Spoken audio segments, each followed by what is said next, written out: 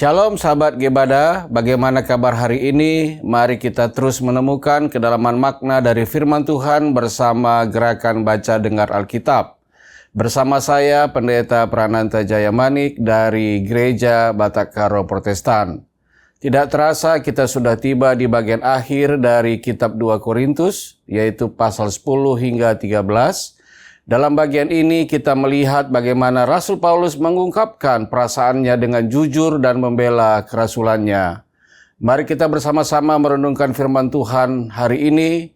Mulai dari pasal 10 kita melihat bagaimana Paulus berbicara dengan nada yang lebih tegas.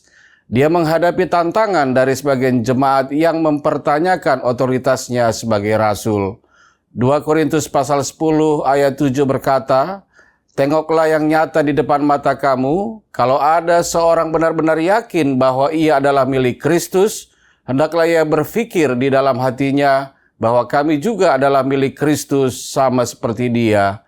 Paulus menegaskan bahwa Tuhan telah memberikan wewenang kepadanya sebagai rasul, bukan untuk meruntuhkan jemaat, tetapi untuk membangun mereka dalam iman. Dalam pasal 11 dan 12, Paulus membandingkan dirinya dengan rasul-rasul palsu. Dia menunjukkan bahwa meskipun ia mungkin kurang dalam hal berbicara, namun pengetahuan rohaninya tidak kurang. Para rasul palsu menggunakan retorika hebat untuk menarik perhatian, tetapi mereka tidak memiliki pengetahuan rohani yang sejati. Paulus juga berbicara tentang kelemahannya dan bagaimana Tuhan bekerja melalui kelemahannya.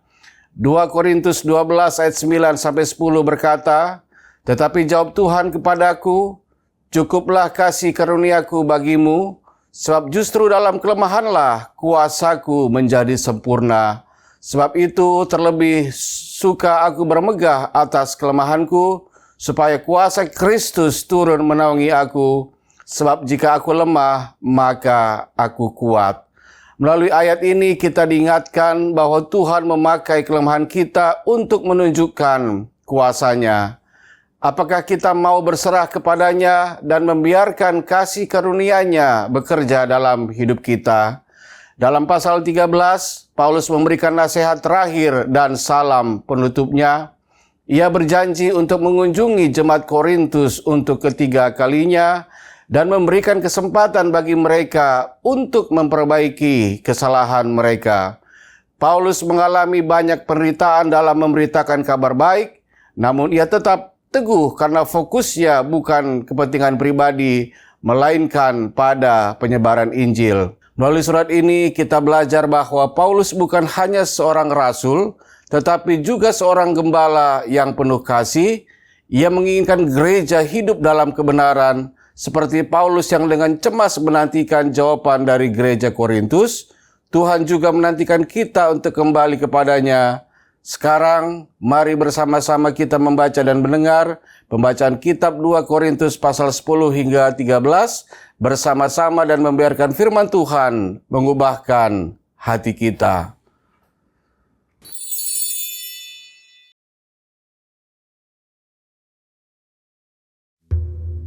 Aku, Paulus, seorang yang tidak berani bila berhadapan muka dengan kamu, tetapi berani terhadap kamu bila berjauhan. Aku memperingatkan kamu demi Kristus yang lemah lembut dan ramah. Aku meminta kepada kamu, jangan kamu memaksa aku untuk menunjukkan keberanianku dari dekat. Sebagaimana aku berniat bertindak keras terhadap orang-orang tertentu yang menyangka bahwa kami hidup secara duniawi. Memang kami masih hidup di dunia, tetapi kami tidak berjuang secara duniawi. Karena senjata kami dalam perjuangan bukanlah senjata duniawi, melainkan senjata yang diperlengkapi dengan kuasa Allah, yang sanggup untuk meruntuhkan benteng-benteng. Kami mematahkan setiap siasat orang dan merubuhkan setiap kubu yang dibangun oleh keangkuhan manusia untuk menentang pengenalan akan Allah. Kami menawan segala pikiran dan menaklukkannya kepada Kristus. Dan kami siap sedia juga untuk menghukum setiap kedurhakaan bila ketaatan kamu telah menjadi sempurna. Tengoklah yang nyata di depan mata kamu. Kalau ada seorang benar-benar yakin bahwa ia adalah milik Kristus, hendaklah ia berpikir di dalam hatinya bahwa kami juga adalah milik Kristus, sama seperti Dia. Bahkan, jikalau aku agak berlebih-lebihan bermegah atas kuasa yang dikaruniakan Tuhan kepada kami untuk membangun dan bukan untuk meruntuhkan kamu, maka dalam hal itu aku tidak akan mendapat malu. Tetapi aku tidak mau kelihatan seolah-olah aku menakut-nakuti kamu dengan surat-suratku. Sebab kata orang, surat-suratnya memang tegas dan keras, tetapi bila berhadapan muka, sikapnya lemah dan perkataan-perkataannya tidak berarti. Tetapi hendaklah orang-orang yang berkata demikian menginsafi bahwa tindakan kami bila berhadapan muka sama seperti perkataan kami dalam surat-surat kami bila tidak berhadapan muka. Memang kami tidak berani menggolongkan diri kepada atau membandingkan diri dengan orang-orang tertentu yang memujikan diri sendiri. Mereka mengukur dirinya dengan ukuran mereka sendiri dan membandingkan dirinya dengan diri mereka sendiri. Alangkah bodohnya mereka. Sebaliknya kami tidak mau bermegah melampaui batas, melainkan tetap di dalam batas-batas daerah kerja yang dipatok Allah bagi kami, yang meluas sampai kepada kamu juga. Sebab dalam memberitakan Injil Kristus, kami telah sampai kepada kamu, sehingga kami tidak melewati batas daerah kerja kami, seolah-olah kami belum sampai kepada kamu. Kami tidak bermegah atas pekerjaan yang dilakukan oleh orang lain di daerah kerja yang tidak dipatok untuk kami.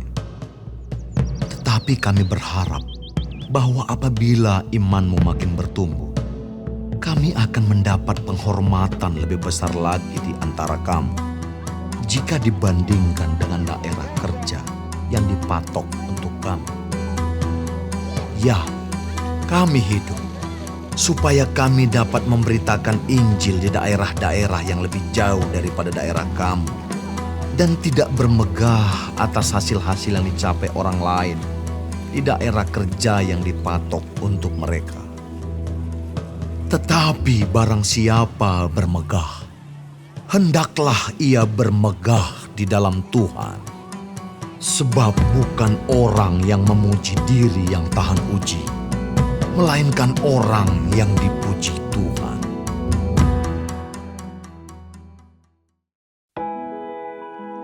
Alangkah baiknya jika kamu sabar terhadap kebodohanku yang kecil itu. Memang kamu sabar terhadap aku, sebab aku cemburu kepada kamu dengan cemburu ilahi. Karena aku telah mempertunangkan kamu kepada satu laki-laki untuk membawa kamu sebagai perawan suci kepada Kristus. Tetapi aku takut kalau pikiran kamu disesatkan dari kesetiaan kamu yang sejati kepada Kristus, sama seperti Hawa diperdayakan oleh ular itu dengan kelicikannya. Sebab kamu sabar saja jika ada seorang datang memberitakan Yesus yang lain daripada yang telah kami beritakan, atau memberikan kepada kamu roh yang lain daripada yang telah kamu terima, atau Injil yang lain daripada yang telah kamu terima. Tetapi menurut pendapatku, sedikit pun aku tidak kurang daripada rasul-rasul yang tak ada taranya itu. Jikalau aku kurang paham dalam hal berkata-kata, tidaklah demikian dalam hal pengetahuan. Sebab kami telah menyatakannya kepada kamu pada segala waktu dan di dalam segala hal. Apakah aku berbuat salah jika aku merendahkan diri untuk meninggikan kamu? Karena aku memberitakan Injil Allah kepada kamu dengan cuma-cuma. Jemaat-jemaat lain telah kurampok dengan menerima tunjangan dari mereka, supaya aku dapat melayani kamu. Dan ketika aku dalam kekurangan di tengah-tengah kamu, aku tidak menyusahkan seorang pun. Sebab apa yang kurang padaku dicukupkan oleh saudara-saudara yang datang dari Makedonia. Dalam segala hal aku menjaga diriku, supaya jangan menjadi beban bagi kamu. Dan aku akan tetap berbuat demikian. Demi kebenaran Kristus di dalam diriku, aku tegaskan bahwa kemegahanku itu tidak akan dirintangi oleh siapapun di daerah-daerah Akaya. Mengapa tidak? Apakah karena aku tidak mengasihi kamu? Allah mengetahuinya. Tetapi apa yang kulakukan akan tetap kulakukan untuk mencegah mereka yang mencari kesempatan guna menyatakan bahwa mereka sama dengan kami dalam hal yang dapat dimegahkan. Sebab orang-orang itu adalah rasul-rasul palsu, pekerja-pekerja curang yang menyamar sebagai rasul-rasul Kristus.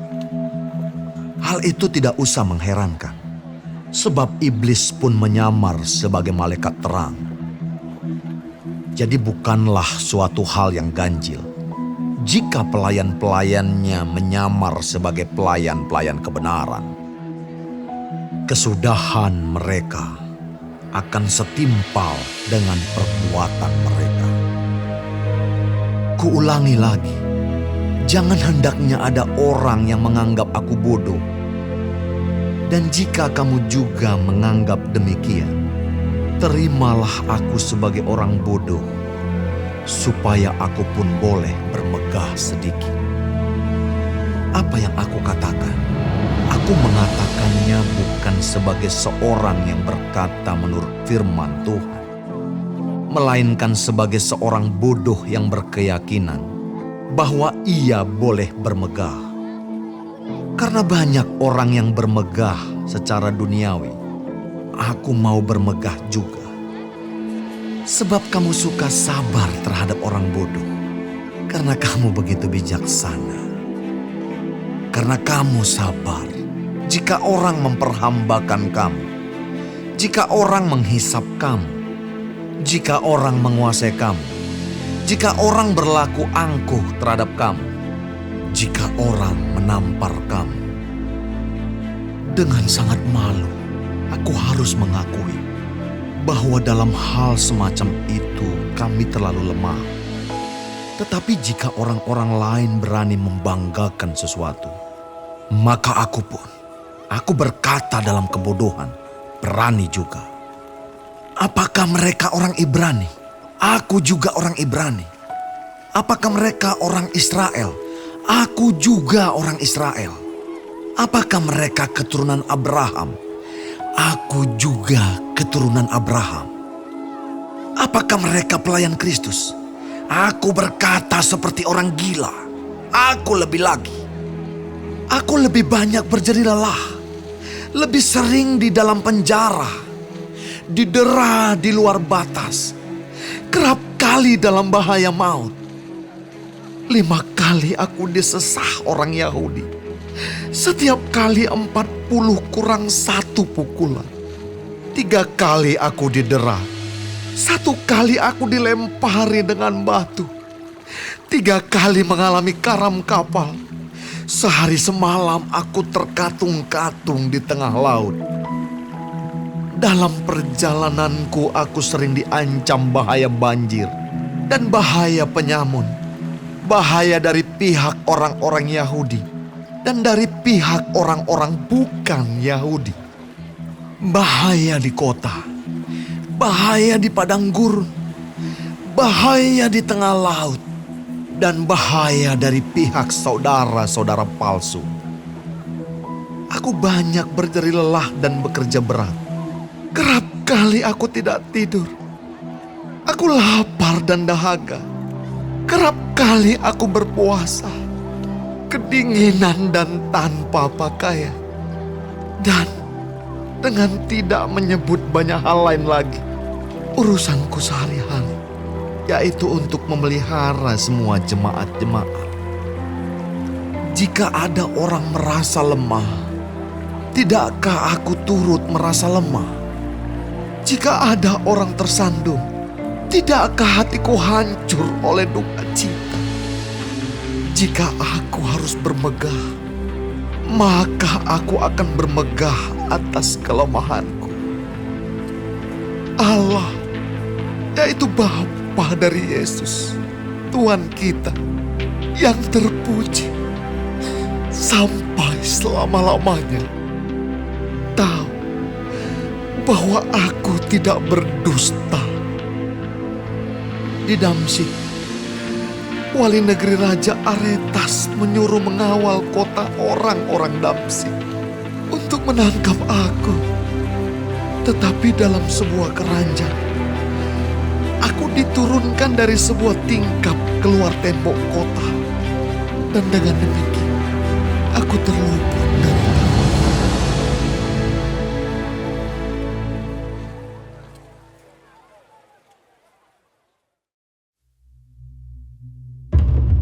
aku harus bermegah, sekalipun memang hal itu tidak ada faedahnya.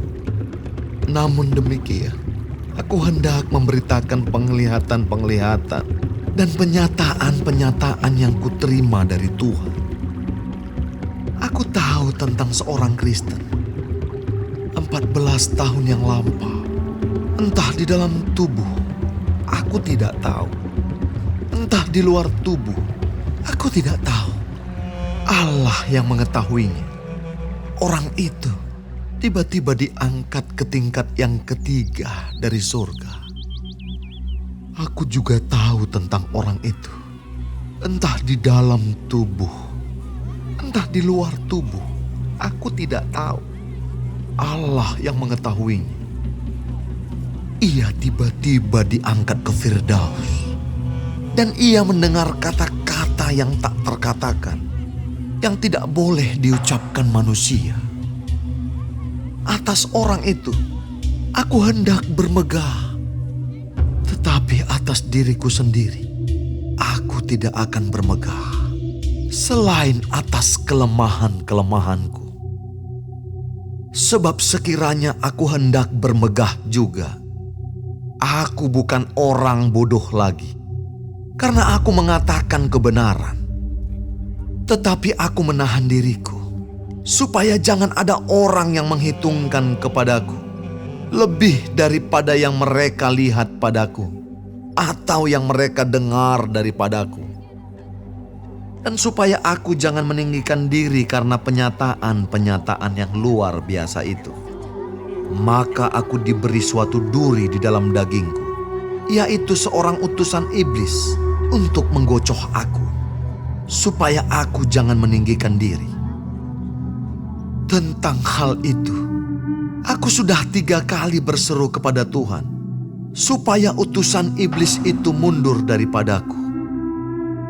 Tetapi jawab Tuhan kepadaku, "Cukuplah kasih karuniaku bagimu, sebab justru dalam kelemahanlah kuasaku menjadi sempurna."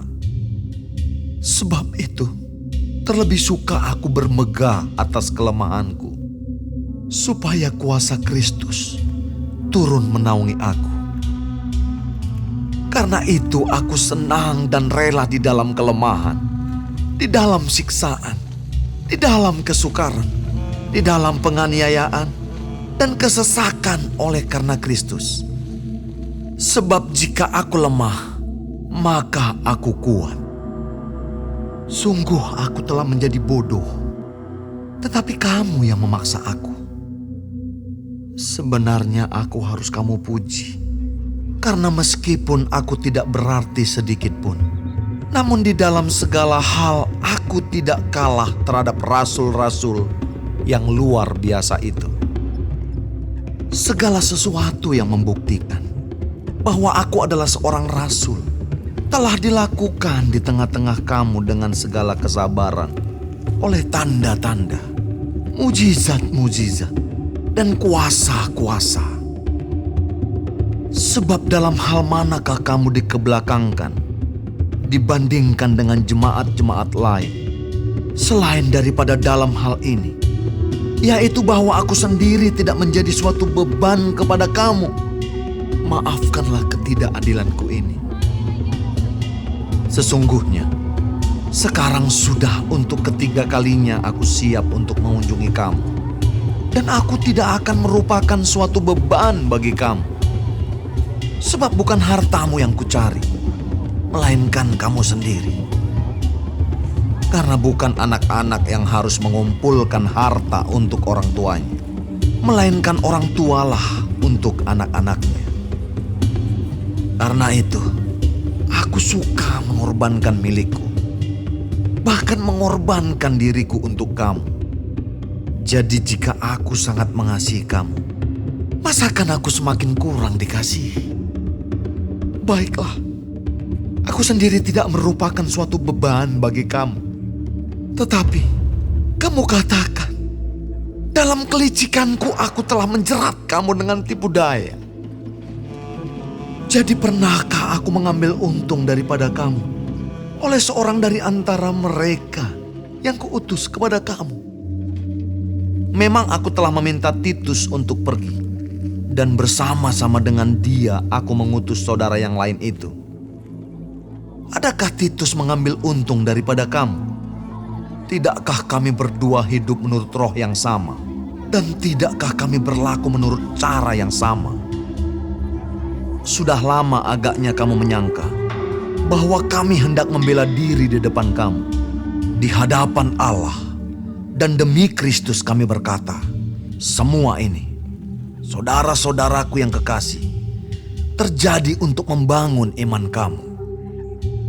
Sebab aku khawatir bahwa apabila aku datang, aku mendapati kamu tidak seperti yang kuinginkan, dan kamu mendapati aku tidak seperti yang kamu inginkan. Aku khawatir akan adanya perselisihan, iri hati, amarah, kepentingan diri sendiri, fitnah, bisik-bisikan, keangkuhan, dan kerusuhan. Aku khawatir bahwa apabila aku datang lagi, Allahku akan merendahkan aku di depan kamu, dan bahwa aku akan berduka cita terhadap banyak orang yang di masa yang lampau berbuat dosa dan belum lagi bertobat dari kecemaran, percabulan, dan ketidaksopanan yang mereka lakukan.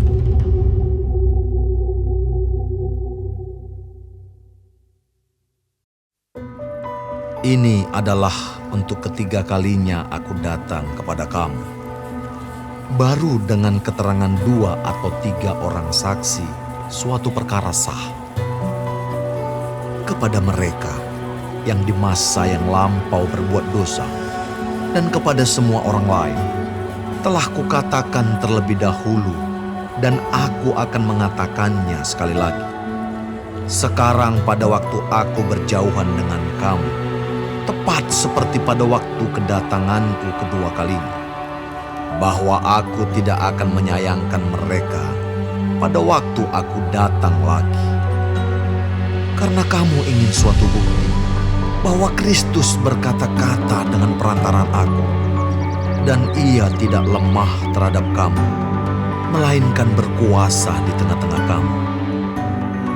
Karena sekalipun ia telah disalibkan oleh karena kelemahan, namun ia hidup karena kuasa Allah. Memang kami adalah lemah di dalam dia, tetapi kami akan hidup bersama-sama dengan dia untuk kamu karena kuasa Allah. Ujilah dirimu sendiri. Apakah kamu tetap tegak di dalam iman?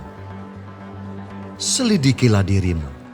Apakah kamu tidak yakin akan dirimu bahwa Kristus Yesus ada di dalam diri kamu? Sebab jika tidak demikian, kamu tidak tahan uji. Tetapi Tetapi aku harap bahwa kamu tahu bahwa bukan kami yang tidak tahan uji.